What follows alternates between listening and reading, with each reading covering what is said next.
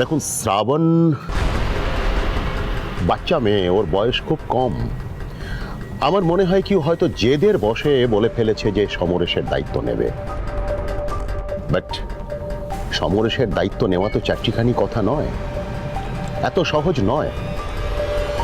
মাঝে মাঝে ও তো ভায়োলেন্ট হয়ে যায়, ওকে সামলানো কিন্তু খুব কঠিন কাজ। শ্রাবণ একদম বাচ্চা মেয়ে। আমি ভাবছি এতে করে যদি শ্রাবণের কোনো ক্ষতি হয়ে যায়, মানে আমার মনে হচ্ছে হয়তো। বাসুদেব আঙ্কেল, যাদের বয়স বেশি তারাই কি সবসময় ঠিক কাজ করতে পারে, আর যাদের কম বয়স তারা কি ভুল করে? এমনটা কিন্তু নয়।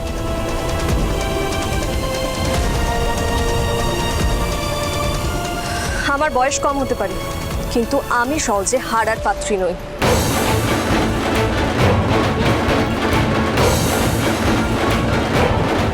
আর উনি তো আমার কাছের একজন মানুষ, উনি আমার কোনো ক্ষতি করবেন না।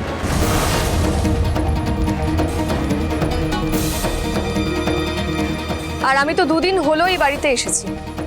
আপনারা তো আমার চেয়েও আগে ওনার অনেক বেশি কাছের মানুষ, আপনজন। আপনাদের সাথে তো ওনার রক্তের সম্পর্ক, কারোর ছেলে, কারোর বাবা, কারোর হাজবেন্ড, কারোর আবার সবচেয়ে কাছের বন্ধু। আপনারা কি করে ওই মানুষটার প্রতি এত উদাসীন হতে পারলেন?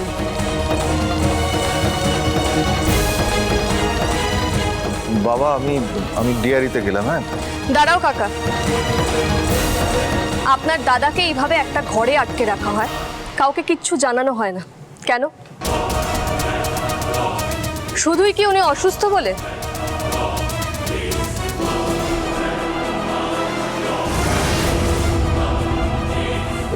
এর উত্তরটা আমি দিতে পারবো না।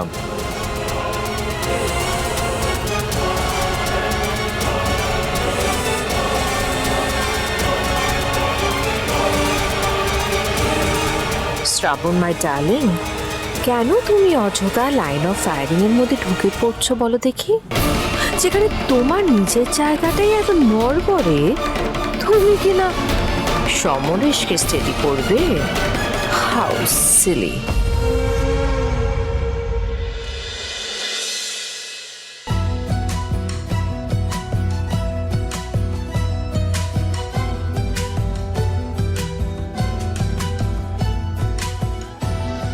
এরে, নুন দিয়েছিলাম না দিইনি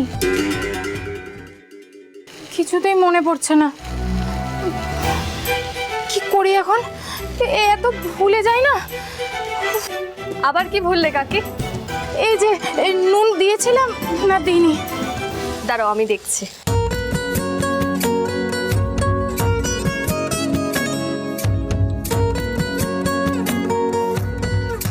হ্যাঁ, নুন দিয়েছো তো? দিয়েছি, যাক বাঁচালে। আচ্ছা কাকি, আমাকে একটা কথা বলবে? হ্যাঁ, কি এমন হয়েছে যে মিস্টার ঘোষ ওনার বাবাকে ভুলে থাকতে চান?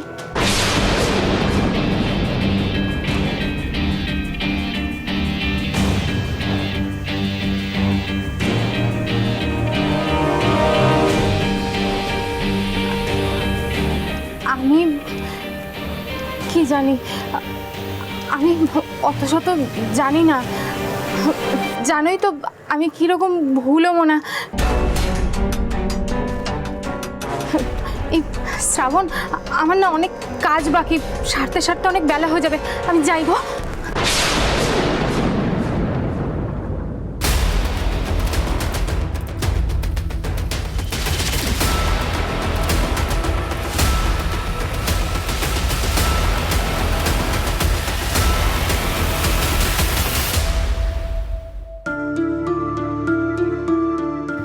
বৌদি ভাই, একটা রিকোয়েস্ট করব।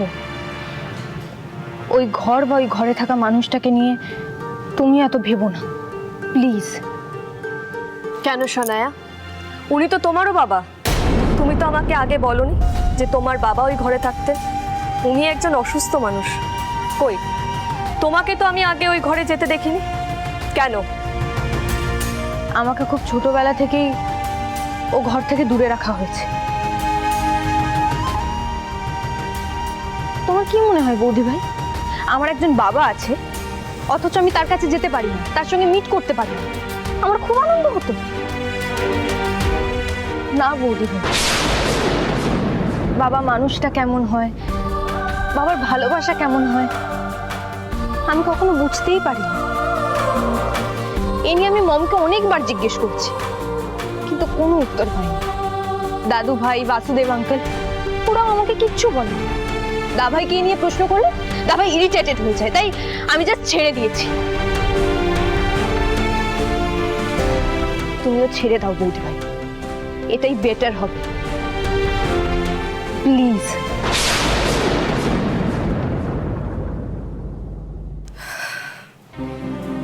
সেটা হলেই বেটার হতো সানায়া। আমি জানি আমার এসবের মধ্যে ঢোকার কোনো ইন্টেনশনই ছিল না, কিন্তু আমি না চাইতেও দিনের পর দিন এই বাড়ির সব কিছুর সাথে জড়িয়ে পড়ছি। আর একটা মানুষ, তার আস্ত একটা সংসার আছে, একটা পরিবার আছে, তার সত্ত্বেও তার বাবা, ভাই, স্ত্রী, ছেলে মেয়ে সবাই তাকে দূরে সরিয়ে রেখেছে। এরকম অদ্ভুত ঘটনা আমি জীবনেও দেখিনি, আর ভাবতেও পারছি না। তাকে সুস্থ করার চেষ্টা না করে সবাই তাকে আড়াল করে দিচ্ছে। এটার কারণটা জানলে আমি হয়তো মানুষটাকে তাড়াতাড়ি সুস্থ করে তুলতে পারতাম।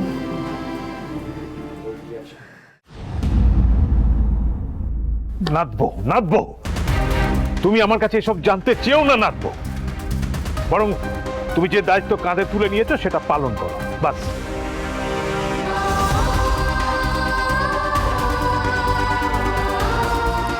দাদু, আমি যে মানুষটার দায়িত্ব নিয়েছি সে তো কোনো সাধারণ রোগী নয়। সে এই বাড়ির বড় ছেলে, তোমার নিজের ছেলে। তার নিজের বাবা, ভাই, স্ত্রী, ছেলে মেয়ে সবাই আছে, তাও এই দায়িত্ব কেন আমাকে নিতে হচ্ছে? আমি দায়িত্ব নিতে ভয় পাই না, কিন্তু তার সবচেয়ে আপনজনেরা কেন দায়িত্ব নিতে ভয় পাচ্ছে? হ্যাঁ, ভয় পাচ্ছে, কারণ এর একটা অন্ধকার অতীত আছে যেটাতে সবাই ভয় পাচ্ছে, আর আমরা আর পেছনে মুখ ঘুরিয়ে সেই ভয়ঙ্কর অতীতটাকে দেখতে চাই না। এটা কিরকম কথা হলো দাদু? একজন অসুস্থ মানুষ বিনা সেবায় মারা যেতে বসেছে, আর আপনারা দিনের পর দিন অতীতের ভয় ওই মানুষটাকে কষ্ট দিয়ে চলেছেন। তুমি তো এরকম নও দাদু। আর কারোর কষ্ট না হোক, তোমার তো হয়, আমি জানি। তুমি তো বাবা, উনি তো তোমার নিজের ছেলে, তুমি কি করে এত উদাসীন হতে পারো? আমি উদাসীন নই, আমি অক্ষম। নিজের ছেলের দায়িত্ব আমি নিতে পারিনি, এই একটা জায়গায় আমি ব্যর্থ হয়েছি। তাই আমি আমার সমরেশের দায়িত্ব সঁপেছি তোমার উপর। আমি চাই আমাদের এই ভয়ঙ্কর অন্ধকারটা ভেঙে যাক, সমরেশ আবার সুস্থ হয়ে ফিরুক, আর সেটা তুমিই পারবে। এতদিন আমার হাত পা বাঁধা ছিল, অনেক কিছু চেয়েও আমি কিছু করতে পারিনি।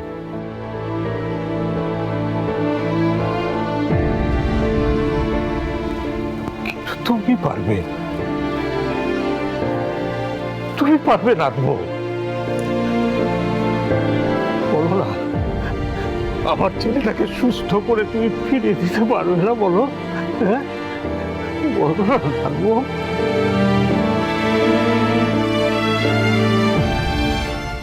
কি সুন্দর গরম গরম খাবার নিয়ে এসেছি, একটু সুন্দর করে হাঁ করো। আমার ওদিকে রাজ্যের কাজ পড়ে আছে বদ্দাদা বাবু। না শোনো, একটু ছেলের মতো একটু হাঁ করো। আরে তোরা জোর করে চেপে ধর না, হাঁ করো। এটা কি করছো তোমরা? বড়দাদাকে একটু খাওয়াবার চেষ্টা করছি বৌদিমণি। এইভাবে কেউ কোনো মানুষকে খাওয়ায়? এতদিন কি তোমরা এইভাবেই খাওয়াতে? কি করবো বলো তো, বড়দাদা বাবু কারোর কথা শুনতে চায় না। খাবারটা রেখে যাব, উনি যে খেয়ে নেবে তা তো হবার নয়। এইভাবে জোর করে চেপে ধরে না খাওয়ালে উনি এক কোনা খাবারও মুখে তুলবেন না। আপনি যদি খাবার না খান তাহলে ওনাকে ওষুধ খাওয়ানো যাবে না। তুমি জানো না তো বরদাদাবাবু কি জেদ, তুমি ওনাকে সামলাতে পারবে না, তোমার ক্ষতি হয়ে যাবে। তার চাইতে এটা এইভাবেই ওনাকে খাওয়াতে হবে। দাঁড়াও, এটা দাও আমাকে। তুমি খাওয়াবে? হ্যাঁ, আমি খাওয়াবো। তোমার হয়ে গেছে তো? ছাড়ো, ছাড়ো, ছাড়ো তো। তোরা কিন্তু রেডি থাকবি, যদি বরদাদাবাবু বেশি রাগারাগি করে চেপে ধরে থাকবি, বৌদিদিমণির যেন কোনো ক্ষতি না হয়। বাবা, বাবা, বাবা,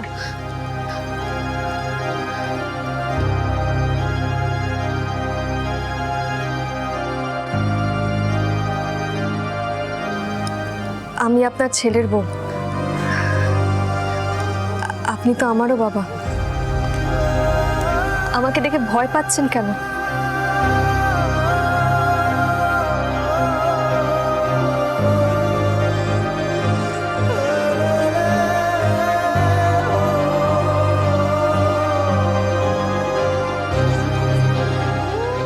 এখন থেকে আমি আপনার দেখাশোনা করব। আজকের পর থেকে এই ঘরে কোনো তালা পড়বে না।